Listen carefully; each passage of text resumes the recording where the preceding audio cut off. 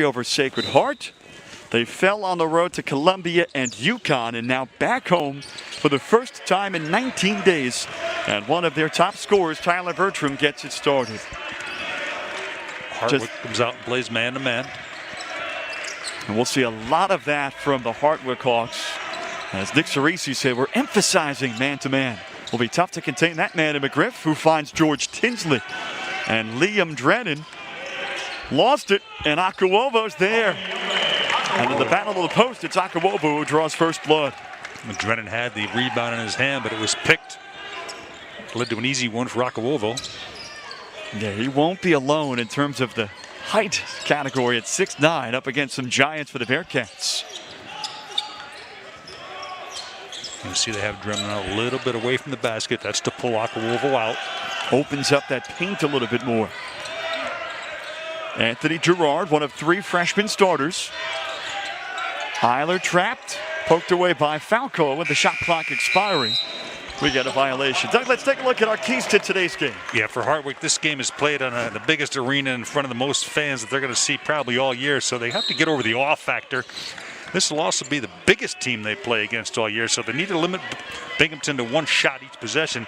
BU needs to forget the names on the jersey across on their opponent, but keep their focus, keep their own agenda going today, and then they play hard for the entire game. It's a tendency to let up in a game like this, but you got to play every minute you're in there. You got to play hard. After the miss, here comes Drennan to 3. Karam held by Falco. First of 3 non-D1 opponents for the Bearcats this season. A familiar foe in Hartwick. Handoff Akuovo, and it's a 4-point lead early for the Bearcats. You see Falco driving it hard and drawing the help defense, and then the dump off. The freshman Cooper Francis off the mark.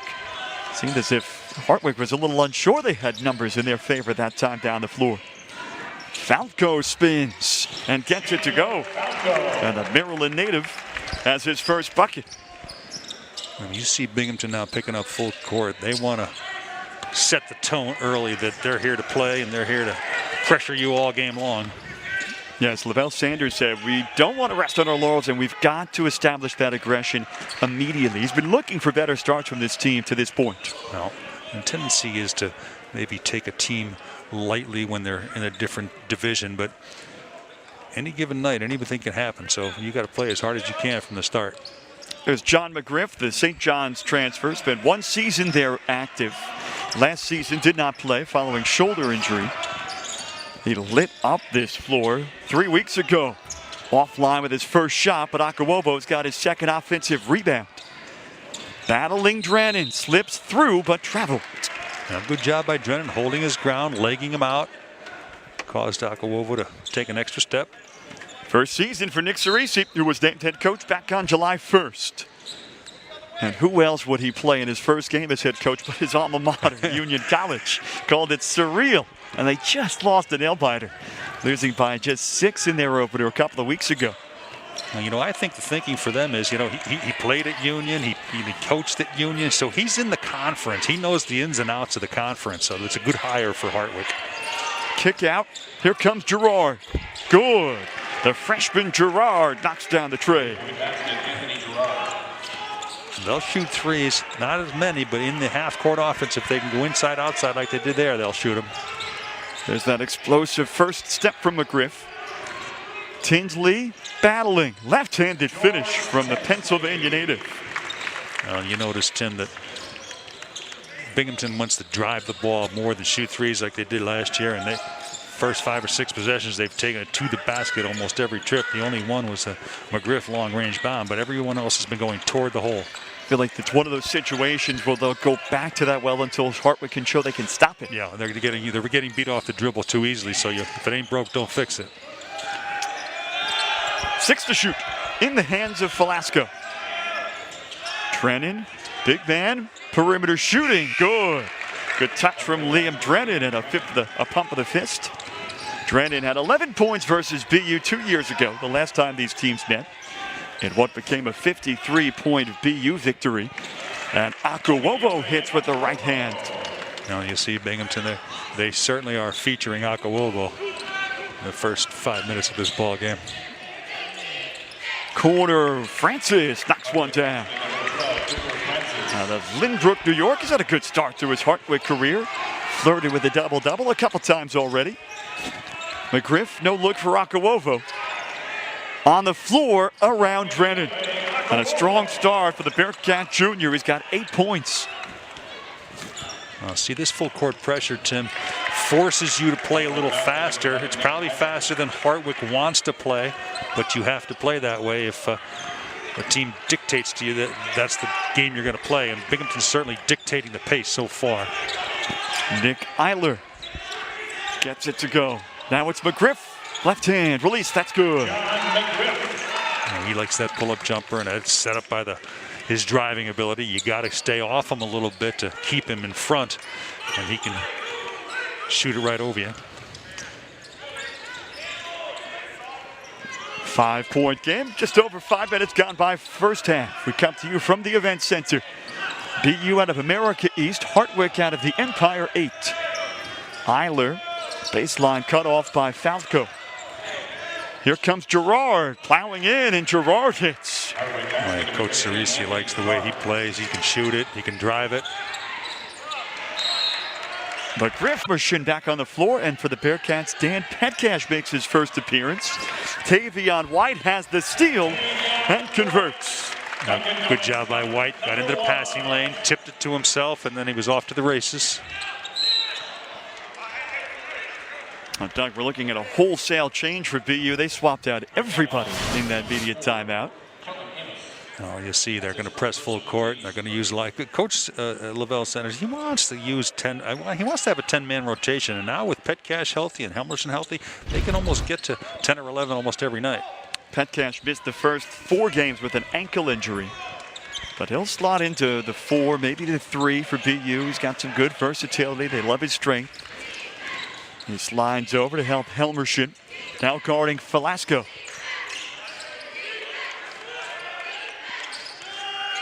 Gerard from way out there. That's good. The distance shown by the Chestertown, New York native. That was a good 5 or 6 feet beyond the arc. Had been shooting just 22% from deep the first 5 games. He's knocked down 2 today. Yeah, and he's made a 2-pointer, so he can soften up the defense if you make the threes. Here's Helmerson, who's seen his minutes increase the last 3 games. Kellen Amos has the rebuttal. A good possession there by Binghamton. Took the clock down into single digits, and then Amos with the pure jumper. Amos had a monster game on the road versus Sacred Heart with 26 points. Part of BU's season, or the first win of the season. Now Christian Hinkson looking to earn his way onto the floor. Amos drives, clipped by Drennan, lost it out of bounds. Hartwick ball. Good hands by Drennan, knocked it, and then it hit Amos on the way out.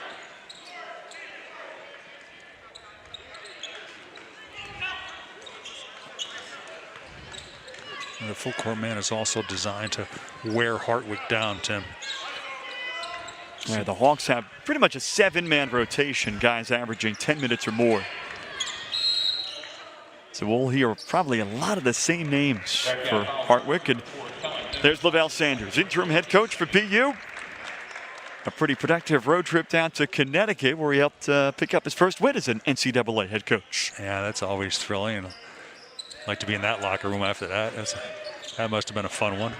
He got the water bottle bath from his team.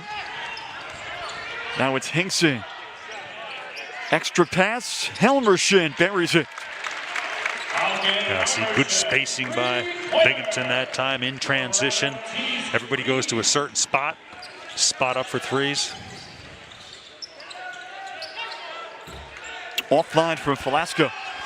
BU wants to run. Drennan touched it last, according to the officials. Kevin O'Connell with the call down there. And that leads us to a break. And here's Helmerson, who shoulders that point guard load with John McGriff. If all goes according to plan, we'll see a whole lot more of Helmerson today than we did in the Bearcats' last game. Kellen Amos using that improved physique that he boosted this offseason to drive in for his second bucket. You know, Coach Sanders wanted him to get stronger, and he certainly did. It helps him on both ends of the floor. Helps him with stamina as well.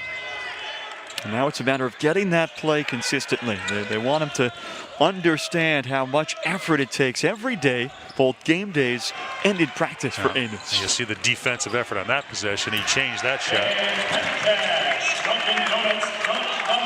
And there's Pat Cash. 6'4", maybe on the surface you don't think a dunker, but he can throw it down. He gets up quick, too. You know, the thing about Petcash, too, playing the 3 or 4, he plays a little bit bigger than he is, but he can trail on the break, and he's got a great three-point shot, so he can spot up in transition at the trail. Petcash had one of his best games as a Bearcat versus Hartwick 2 years ago when he scored 25 points. There's a foul on Tavion White, who's been guilty of racking up the fouls with a bit more regularity than the Bearcats would like, averaging a foul every 4 minutes on the floor. Well, they need him to stay on the floor because he's a solid rebounder and a great defender. He bangs with the big guys. Bearcats team up to get the steal. Now it's Amos. Helmerson on the move. That's good. They're getting a lot of shots in rhythm, Binghamton is, and they're knocking them down. They're shooting a pretty good percentage to start this ball game. Bearcats have only missed 4 of their 18 shots. Petcash got a piece, but it stays with Hartwick. Now we're going to get our first appearance this season for the 6'10" freshman Andrew Gilman, a product of Paul VI Catholic High School and a Virginia native. You had your eyes on him on the roster, Doug, and he makes his first appearance. Well, especially against a team like this, because they're Binghamton's so much bigger than them, but you know, that's pretty good size for this Hartwick team in Division III. 2 guys, 6'9", 6'10". A lot of guys don't have that. Samuel Prosper knocks one down. Petcash again, close range. 4, 5, 6 years to build a program, so if they can work together, they got a good nucleus here, a freshman and a new head coach. Ball carrier is Trevor Brink. Really the only able-bodied senior for Hartwick. That's described by Nick Cerisi. Now Bantis drives against Helmerson. Rebound, Karam held by Tavion White. Well, when you can control the glass like Binghamton's doing, you can get out in transition. And they're certainly controlling the defensive boards. BU a 10-1 advantage on their glass. Kick out, Petcash. Long range this time, that's good. Another big day brewing for Dan Petcash against the Hawks. Well, he's streaky too. Once he gets going, he can score in bunches. So that's 9 for Petcash, and now a 19-point lead for BU.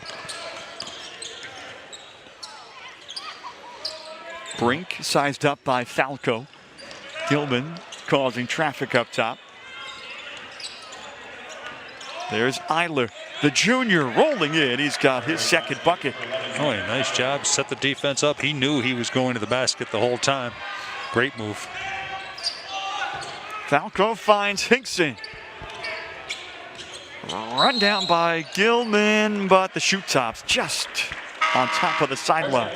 Now, when you're 6'9" or 6'10", you usually have a large shoe size as well. So he tried to run it down, but his foot stepped on the line.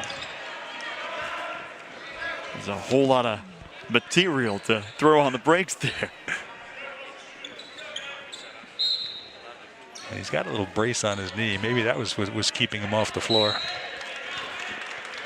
Looks like he's okay with it, though.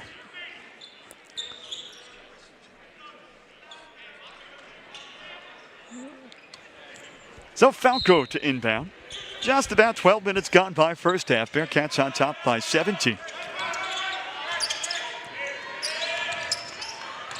Behind the back. Jump stop and a foul by Josh Feder. Will put Jacob. Guys that are going to maybe not get as much playing time as they had before. Falco hits both. McGriff gets the steal, and then Samuel Prosper picks up his first foul. Good foul by Prosper. McGriff with the good defense picked him, and then the foul saved the basket. McGriff settling into his new digs here in Binghamton. First season as a Bearcat. sparkled in his first game with 16 points versus Cornell.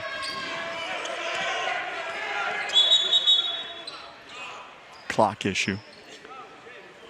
However, Doug, Lavelle Sanders may be hinting that there was a little too much sparkle in that first game versus Cornell. The crowd was into it. And Lavelle said maybe Griff was feeding a little bit too much into that energy. Well, a lot of things played into that. Petcash wasn't in the lineup. Helmerson wasn't in the lineup. So McGriff comes in. It's his first time. I got to do everything I possibly can. And for a while there, he was controlling the game at both ends of the floor, certainly on the offensive end of the floor. And then it got, according to Coach Sanders, he thought maybe he got a little carried away with it. But he was lighting up, and he was getting the crowd into it at one point. And what's great from the Bearcat coaching perspective is that McGriff has been more than receptive to that instruction from Sanders and the coaching staff. And really, McGriff admitted that his previous coaches hadn't really told him that he didn't need to play in that flashy style. So he's really on board with whatever this BU coaching staff needs from him for this team as a unit to have success. Yeah, sometimes when you dial it back a little bit, you could be more productive and your team has more success. And I think that's what McGriff has learned. Now the clock issue has been sorted out. Here's McGriff. Falco draws 2. Some zone defense here from the Hawks. BU looks to pass out of it, and Fenner this time will pick up a foul, bumping Tinsley out of bounds. Well, Coach Cerisi, as in his conversations with you, he wants to play as much man-to-man as he possibly can. However, the game is dictating that he has to go zone here. They're getting too much off the dribble, and they're getting too much inside, so he has to zone up.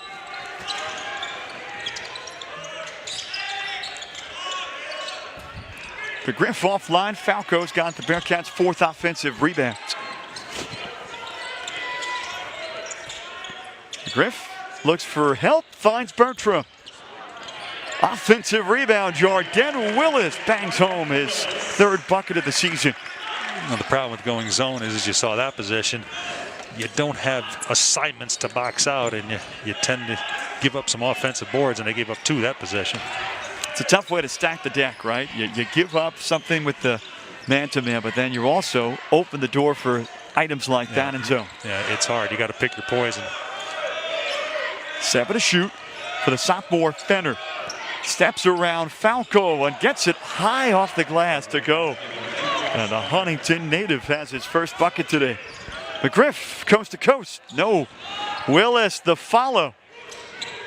Batted up to Bertram, who scoops in for 2. Well, one of the reasons zone is being the play now is because Drennan's on the bench, and I don't know how much longer you can go if you have him on the bench. Maybe you might want to go with the 2 bigs in this if you're going to go zone with this lineup. With the left hand, that's good for Nick Bantis. You see that pace, Doug, from Binghamton. Even after the makes, Hartwick having a tough time getting back in time as Falco rolls it home. Well, you got to move on to the next play. I think that's what Coach Sanders said early on in the year.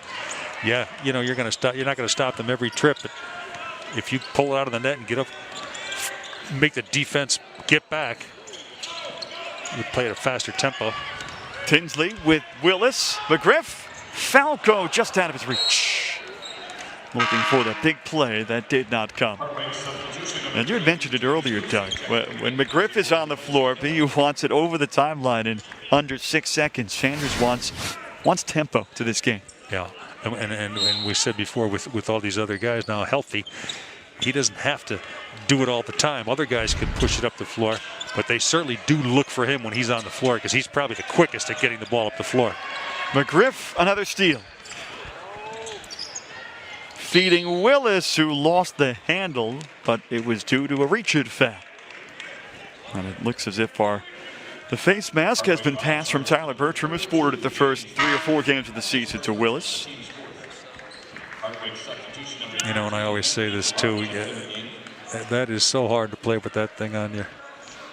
It gets you sweat in your eye, you get peripheral vision is a little off. It's just uncomfortable too. Especially if you're a big man, you're jostling in, you're unavoidable to get even contacted up there, so it's got to get shifted on you. Falco, after the good ball movement, sets up an open look for 3. 9 points for Jacob Falco. if Nick Falco is knocking down 9 points. A very different game. 24-point Bearcat lead. Binghamton's doing a real good job of moving the ball and sharing the ball.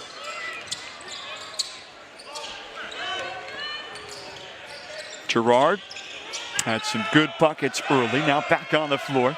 5 to shoot. And the freshman goes to work. It poked away, and it's shot clock violation.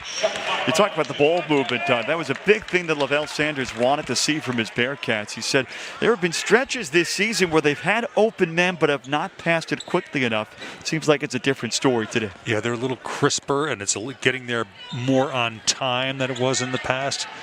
Thinking a half a step ahead, anticipating what your teammate's going to do before he does it. There's Willis. They go to the big man again down low. Willis this time matched up with James Lucy, one of 9 Hartwick freshmen. But they have not been able to stop the BU pressure inside. Well, you'd pretty much expect Binghamton to pound it inside against Hartwick, and they're certainly doing that.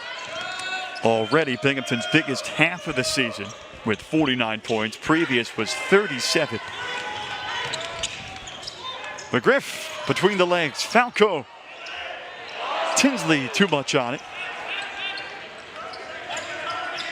Pull up Gerard. Tinsley's there for the rebound. Now you don't mind that shot in transition, in rhythm. McGriff, we've seen, not afraid to dish. Falco, the extra pass. Follow, corralled by Bantis. Good job by Lucy, keeping Willis away from that offensive board. Swatted away. The 7-footer Willis came back to smack it off the backboard. Yarden Willis getting some minutes here. And been averaging about 8 minutes a game for the first 4 games for the Bearcats this season. They'll go right back to the big man. Left hand rolls home.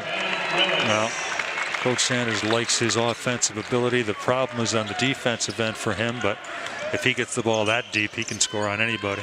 Yeah, you've got Akawovo, top of the depth chart for that post position for the Bearcats. Twy and Willis to follow. Here comes Gerard getting in there, and the floater is good. Well, he's got all the tools, Gerard, doesn't he? He can shoot the jumper. He likes to drive it. He got a nice little soft teardrop.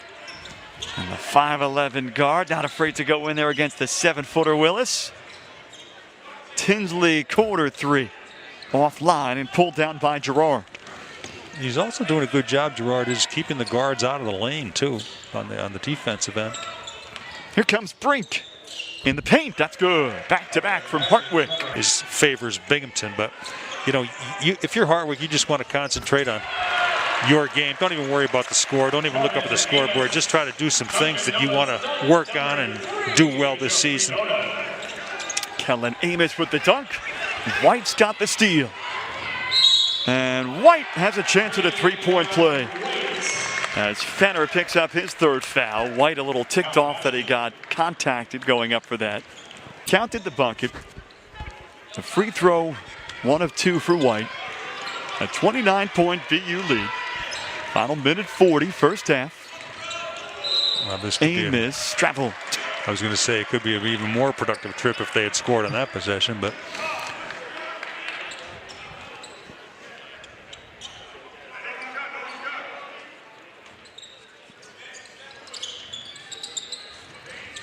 in for Nick Bantis, one of 3 Brooklyn natives for Hartwick. Coming down from Oneonta for the 5th meeting in the last 7 years against Binghamton. The Bearcats have won the last 4 meetings. Now it's Gerard looking for Cumberbatch. White touched it last, and it stays with Hartwick. Well, I like Gerard, though, too. He was looking for the open man. Quick pass. Well, they got tipped, but he's looking for his teammates on the drive.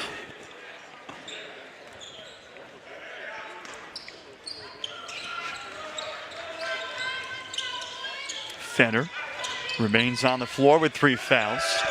6 to shoot. Gerard again. He had hit from earlier. Fenner's there, guarded by White, and stolen by Bertram. BU's 7th steal. Bertram faked like he was going to go into the passing lane, and Fenner just lost the handle.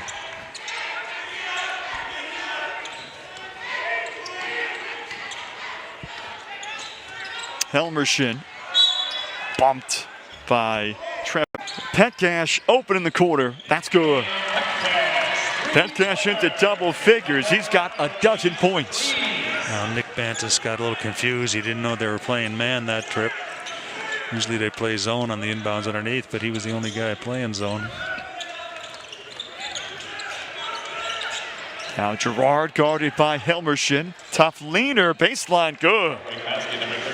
An answer from Hartwick's leading scorer. Gerard's got a dozen points. Well, he's got a confidence about him too, doesn't he, Tim? He gives a step back and scored almost 1,300 points in just 3 years in high school. A chance to cap it. Pull up three. No good.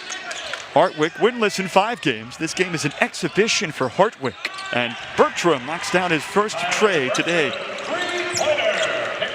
I like what Bertram has done. He's letting the game come to him. He's not forcing anything and picking his spots. You know, he's coming off the 2 really solid games at UConn and at Columbia with the 29-point performance at Columbia. So the tendency is when, you know, he struggled the first 2 games as well. And so it's good to see him get off the schneid, but he's not forcing the issue today. Interesting, too, Doug, to see a guy like Bertram who's got the hot hand, shot clock dwindling. Eiler got it off. A good give and go with Eiler and Drennan. Eiler had the finish. You know, nice job, because the clock was running down, and the tendency is to jack one up, and they knew exactly how much time they had.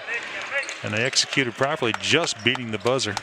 Kawovo's foul. But just back to Bertram, sometimes you see guys who might have a string of games in which they're hot, and Bertram certainly is. They might force shots thinking they can continue that streak, but you're right, Bertram has really taken the shots that have been presented and offered up to others when it hasn't. Yeah.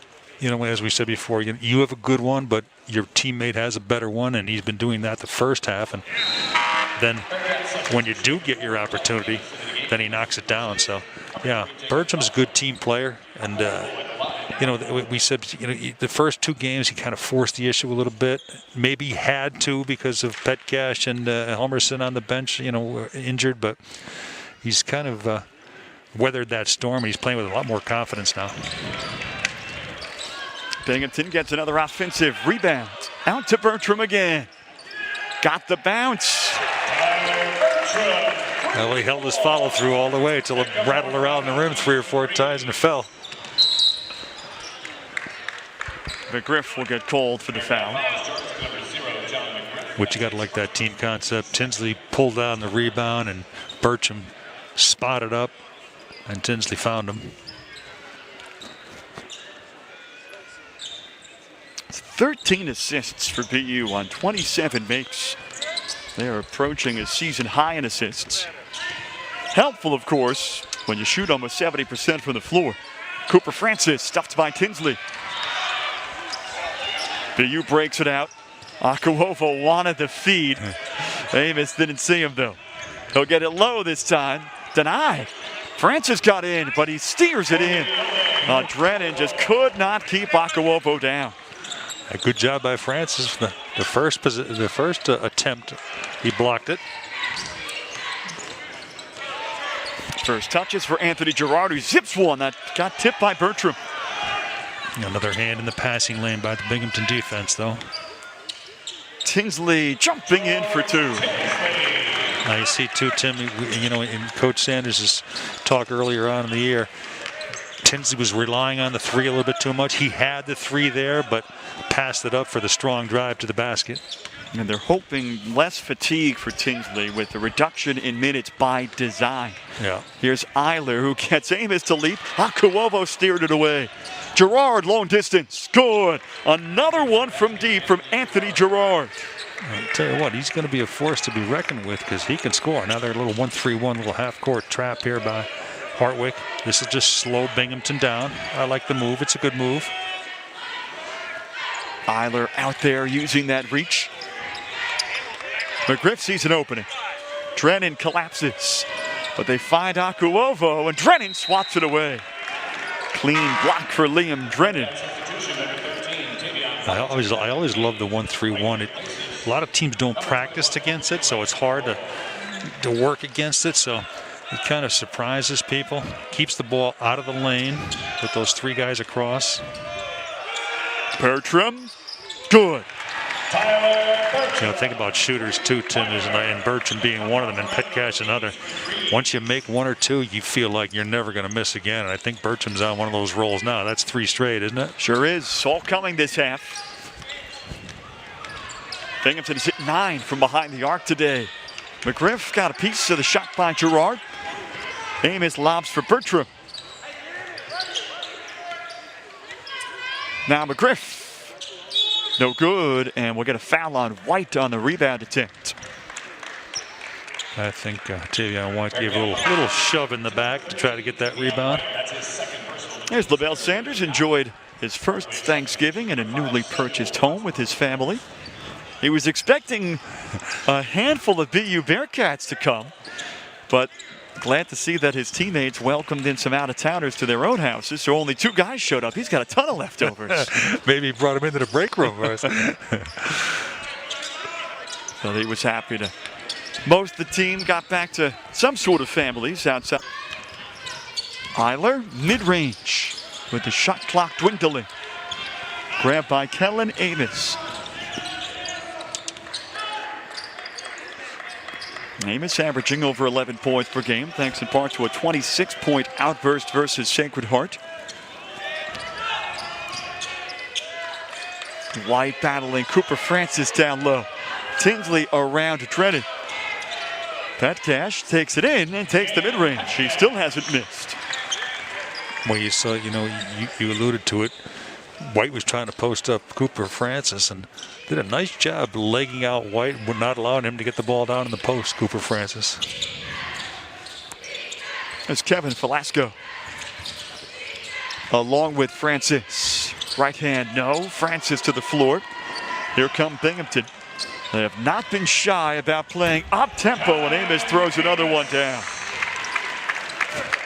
Very rarely, Doug, have we seen Binghamton walk it up the floor today. Well, that's the new MO for Coach Sanders. He wants to, they don't want to play the 3-point game all the time. You want to push it up the floor, get some easy ones. You see there, getting the ball out quick, outlet quick, push it, 1 or 2 dribbles, pass it ahead, pitch it ahead, and you get an easy one. Doug, every team says they want to play that style. What does it take to play that style sustainably over a 4-month season? Well, you have to be good on the defensive end, that's for sure. It's harder to run when you're taking the ball out of the net after the other team scores, first of all. Second of all, you've got to rebound the basketball. And third of all, you got to play with an energy and an intensity that's nonstop, which means you're going to probably play a lot more guys because it's hard to keep up that pace. But that type of game is a lot more fun to play, and I think they're having fun today, I'd say. Well, this is an interesting point that Vic Cerisi talked about this morning. He said that to start the season, he wanted Hartwick to play up-tempo. He wanted them to play quickly, but he realized that with the number of newcomers he had getting adjusted to the collegiate level, they just didn't have the skill set to play at this tempo at this point of the season. That's good coaching too, because when he recruits down the road, he can get the guys that he wants to play his style. But now he's got to play the style that his players will dictate. And a head coach that changes philosophy like that midstream, that takes a lot of guts to do it. And I think it's going to be helpful for them, because I don't think they're going to see a team that's this big for the rest of the season. Those 2 big guys inside, they can establish a post, and then in the half court, Gerard gets himself free. So the slower tempo, the slower type game, it's probably a better game for Hartwick to play. He pointed to the game against Vassar back on November 16th when they were just rushing bad shots and just not in sync. And they have worked to shift gears. They called far more set plays in their last game versus Skidmore on Monday. And he foresees more of that going forward for Hartwick. Meanwhile, Dan Petcash is having a day to remember. Amos offline. And the rebound grabbed by Eiler. Petcash 7 for 7. He's got a triplet of three-pointers. He owns the Bearcats' top scoring mark with 17 points. And BU in the driver's seat here on their home floor versus the Hartwick Hawks. You see the length of Binghamton pushing Hartwick out further than they'd like. Bantus was stepping on the sideline there because of the defense. Amos had Hickson had pushed him out that far. Didn't realize it.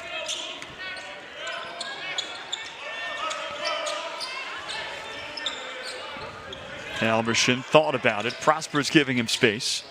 He draws the D. Petcash still perfect. Well, you want to give Petcash some time because he hasn't played, but you want to give some other guys some playing time too, because Petcash, when it's all said and done, going forward, is probably going to get 30, 32 minutes a game. But I imagine Coach Sanders is going to say he's going to stay in there until he misses one, and then when he misses one, then he's coming out. Well, he's got 20 points for the second time in his Bearcat career. Again, his best game as a Bearcat against Hartwick, a 25-point effort 2 years ago. Amos came back for the steal. 10th for BU. White trailing fouled. And Tampion first-year head coach Dick Cerisi. I've had a couple of good individual performances today as Willis was draped on top of Andrew Gilman. And Willis will get called for the foul. Well, that far away from the basket. Willis leaning on Gilman. You have to call that. And Hartwick, when they have been able to get shots off, they've had success, but they've turned the ball over a bit too much for their liking. That's the 17th turnover for them. 11 steals for BU was a season best.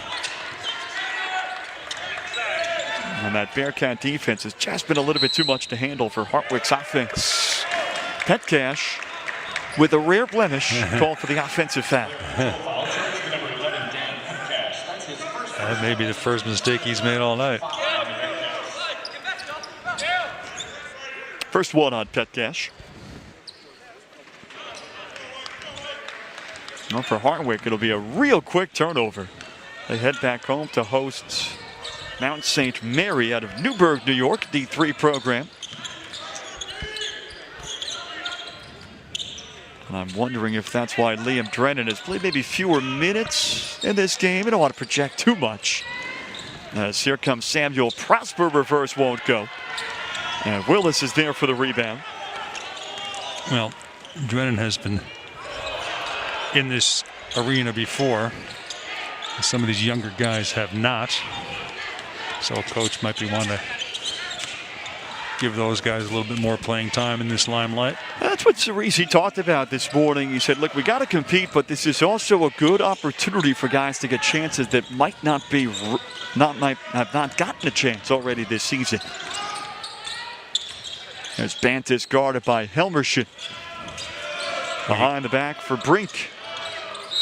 And Brink's fouled by Willis. Well, getting back to Coach Cerisi, you got to throw these guys right into the fire. You say, okay, well, they're freshmen, they're inexperienced, but you don't get experience until you hop into the game. And you see good move by Trevor Brink to draw that foul. But you got to put these guys in. You got to you put them right in the fire and let them fend for themselves and get a little taste of what it's like. This is Brink's 6th appearance of the season, his first year active with Hartwick. He had been a member at Catholic, another D3 school down in the D.C. area, but only played in one game a couple of years ago. You look at Eiler, who's a junior. You look at Bobby Connors, who's hurt. Trevor Brink and Liam Drennan. The rest of the guys are pretty green, pretty young. So they're like we said before, he's trying to build a program, trying to build a winner here. There's the first miss from Petcash, but it's followed by a Hinkson offensive rebound and a chance at a three-point play. So 9th attempt for Petcash, his first Smith, and Hinkson is right there to convert it for potential 3 points. From Petcash standpoint, it was right on line. It looked good. It was just short. And here is Hinkson. who was such a big factor for the Jaspers in his first collegiate stop for 2 years.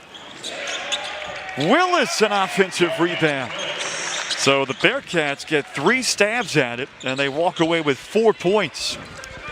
Well, Gilman looking in disbelief that Yarden Willis outfoxed him on the foul line there.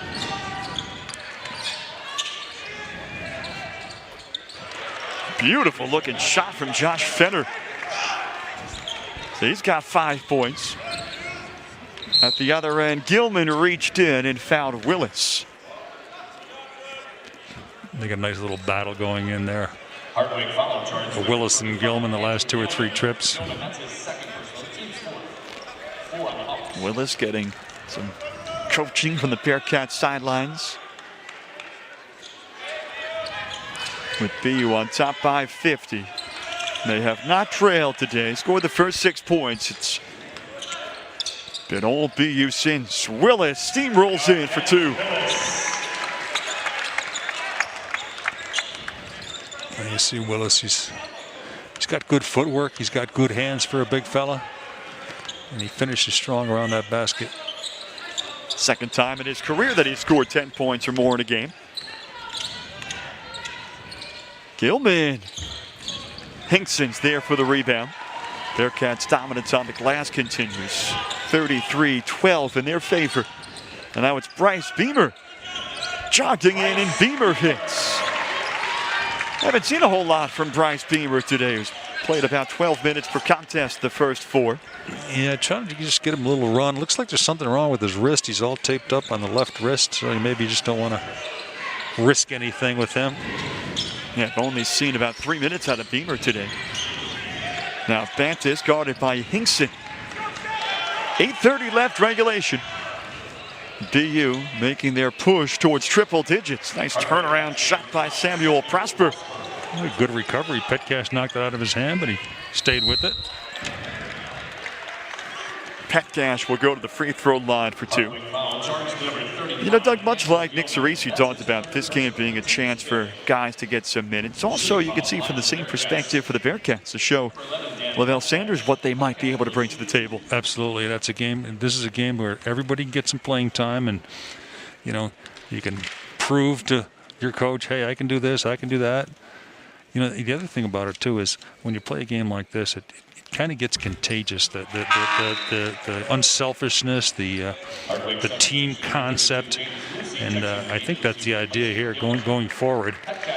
Get the guys to play together, and you know, obviously, it's successful, but it's more successful today. But you can have success on all levels at all games if you share the basketball. And look, when it comes to mid-major America East, your real season you're getting prepared for is conference play. Yeah, absolutely. You know, and this is kind of like 3 seasons. The what we're in now, season number 1. You see another steal here. Helmershid will head to the line. And there's like 3 seasons, Tim. There's we call this, I guess you'd say, an exhibition or a preseason. Find out what you do well, what you don't do well. You see the defense there, the steal, and then the push. But then you get ready for conference play. That's season number 2. And then should you be fortunate enough to make the playoffs, that's season number 3. But this first 8 or 10 games or 2 months or month and a half, whatever, before the conferences start, you're finding yourself. You're finding what your team can do, what you're good at, what you're not good at, how you want to proceed going forward. You know, when we were talking about it before when Coach Cerisi said, hey, I want to be a running team, but if you're not good at it, you know, you can't, and that's what they discovered in the first 3 or 4 games. Hey, the game that we want to play or we would like to play, we're just not good at it, so we have to make an adjustment. As Cerisi put it, it's a battle of what type of team you want to be versus what you are. Yeah.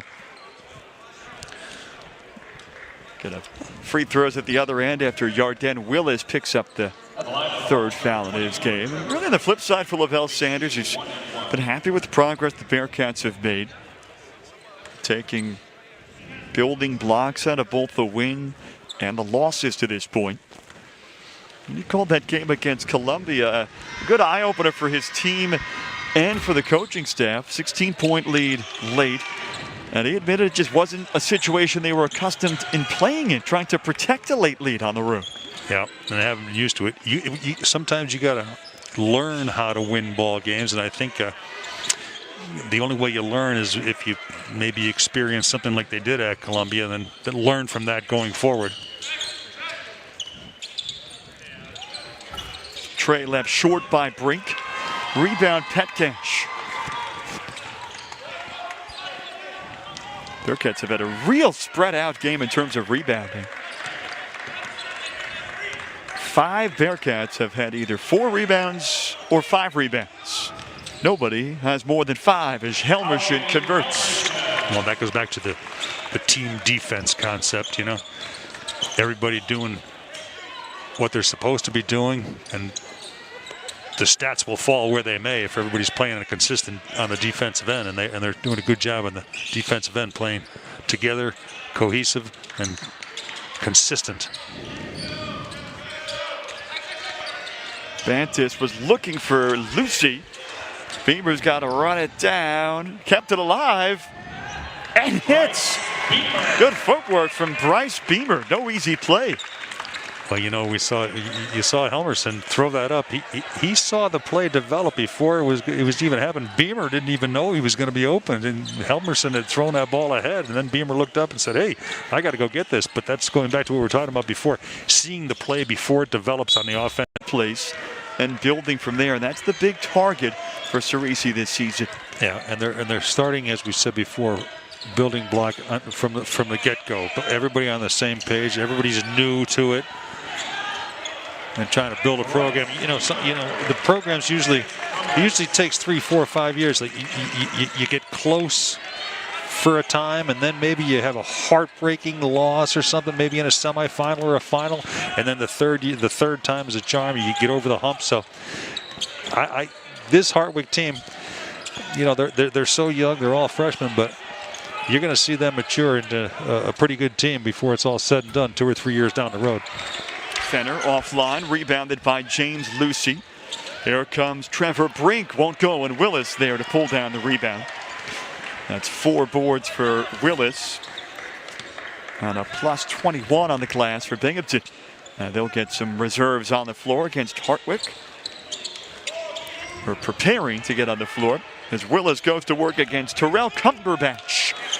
Rebound pulled down by Brink. Good job by Cumberbatch, pushing Willis 10 feet away, 10 feet away, a little out of his comfort zone. Cumberbatch, product of George Westinghouse High School and a Brooklyn native. Here comes Samuel Prosper. Nowhere to go against the 7-footer there. Not much daylight down there. Fenner offline from the corner. And here come the Bearcats.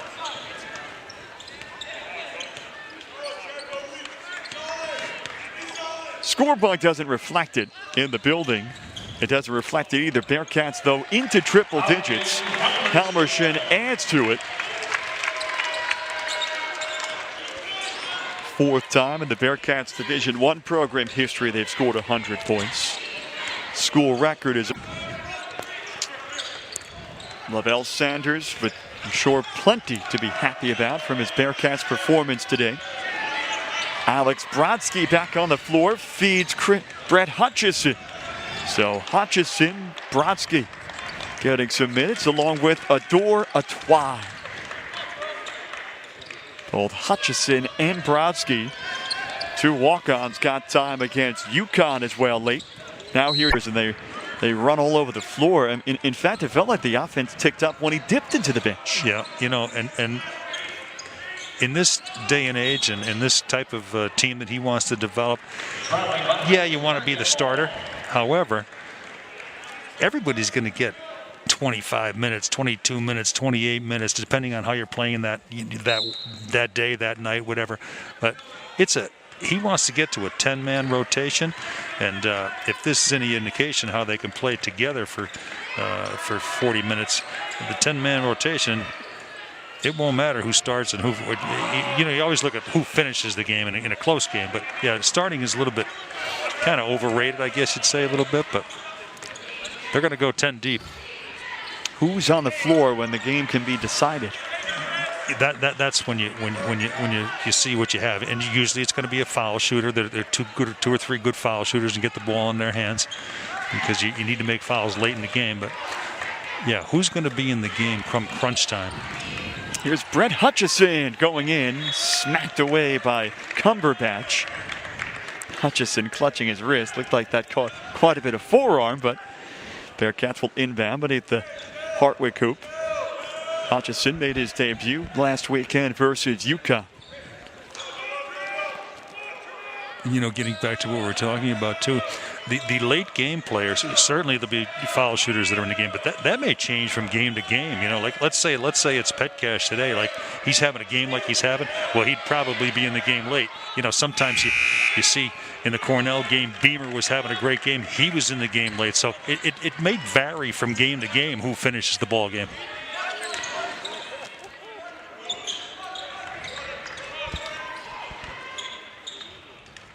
Cumberbatch against Hinkson. Adora Twy jamming up space in the middle. Prosper, kick out. Cumberbatch, no good, and Twy's got the rebound. And you notice with this lineup too, with the Twy in the game, they go a little zone, calling off the Dogs A, but he can control with his size and his length. He can almost control the entire paint area, so the other four guys can go a little higher on the perimeter playing defense. Feed from Hinkson, and Twy comes up empty. Rolls out of bounds. Last touch by James Lucy. Lucy did a nice job of stripping Adora Twy, but just couldn't hold on to it. Now you see if some of the guys that have really fought their way onto this team as walk-ons might be able to pick up their first collegiate buckets. Hutchison picked up a point on the road against UConn, knocking down a free throw last weekend. And you know that their teammates know that, so they're going to try to maybe get him a good look, Brodsky and or Hutchinson. No good. Beamer follows his own miss, making space for himself to bang it home. A little too strong down low. Beamer did not play versus Sacred Heart, was limited versus Columbia, and also a bit limited today. Prosper looked down low for Cumberbatch. And outlet, here come the Bearcats in the final minute, 10 seconds. BU could do really no wrong offensively today. 5 in double figures, barring a string of misses late. This could go down as their best shooting performance from the field as a team at the D1 level. Previous was 61%. Here's Brodsky driving, and he'll head to the free throw line. Cumberbatch in there, making sure that Brodsky's okay and back on his feet. Well, there's one guy they want to get into the scoring column to see if he can knock one or two of these down. And then maybe the next possession or two, you'd see Hutchinson get one up. You see Brodsky taking it strong to the basket and drawing the contact. And Brodsky's got his first point as a Bearcat. Transfer from Stevens Institute of Technology, a D3 program down in Jersey. Attended for 2 years, played there for 1 season. His second year on the Bearcat roster, he goes 1 of 2. And we've reached the final minute of this one.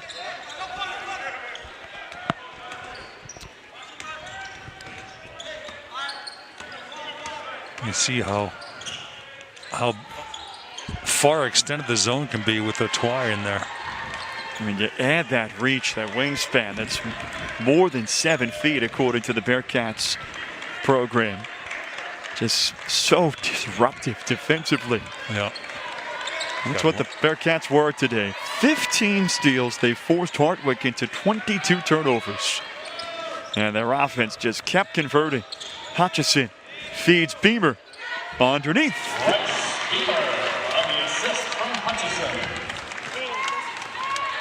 So 3 points of matching a school record will likely do it for the Bearcats. Offline from Fenner.